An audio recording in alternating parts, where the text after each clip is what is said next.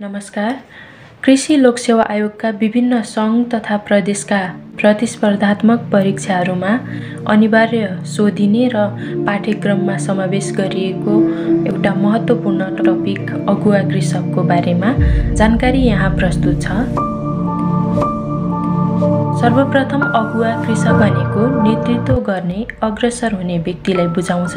हरेक कृषक समूहमा एकजना व्यक्ति समूहका सदस्यहरूले अगुवा कृषक छनौट गर्नुपर्छ।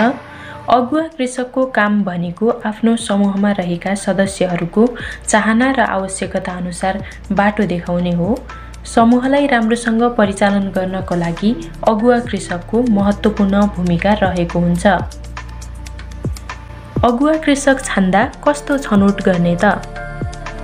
कृषिमा विश्वास भएको र नेतृत्व गर्न सक्ने खालको, सही समयमा उचित निर्णय लिन सक्ने, समूहका सबै पदाधिकारीहरूले पत्याएको व्यक्ति, समूहमा आवश्यक परेको बैठक तथा छलफल गर्न सक्ने, कृषि प्राविधिक र कृषक बीच, कार्यालय र समूहका पदाधिकारीहरू बीच समन्वय गर्न सक्ने खालको, समूहका अरू सदस्य जस्तै आर्थिक तथा सामाजिक स्तर भएको।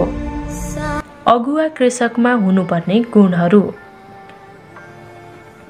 सबैसँग समान व्यवहार गर्ने, म भन्ने भावना नभई हामी भन्ने भावना हुन पर्ने, नयाँ प्रविधि अपनाउँदा कृषकहरूलाई उत्प्रेरित गर्ने, नयाँ प्रविधि प्रचार प्रसार गर्ने, विकास भएका नयाँ प्रविधि आफू ग्रहण गरी समूहका सदस्यहरूलाई पनि ग्रहण गर्न लगाउने, सबैको विचारलाई समेटी निष्कर्ष दिन सक्ने, सदस्यहरूको मूल्य र मान्यता बुझ्ने, विभिन्न निकायसँग समन्वय र सहकार्य गर्ने।